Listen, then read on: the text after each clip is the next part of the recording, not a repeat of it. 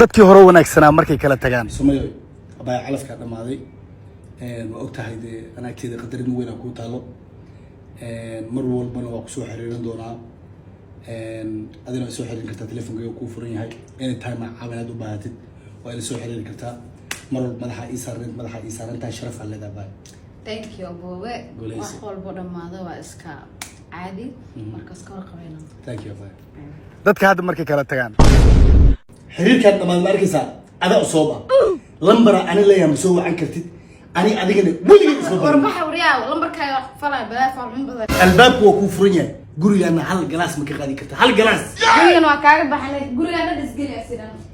guys waa idin salaam meel walba joogtiin live kan si fiican oo sheegay shaashadan noo tata shaashada hal milyan gaartay maanta warka duulka idin hayay ninka xumay waan kala tagnaa maanta ma kala tagnay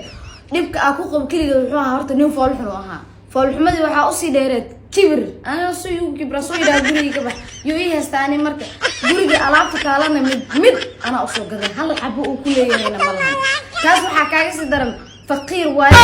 waaye garasho dhanna malahan nin baqiil wiliina magaciisa ay maxay qaldan magaciisa ay soo qornayga xanaajinine maxay qaldan magaciisa na soo qorna waxan live kan sheegaya aniga iyo qoftaas wax walba oo nagu saabsan meesha ka gudbinaya maanta gabadhaas arkaysan 10 sano isqabnay hal maalin cunto meesha ka qarno guriga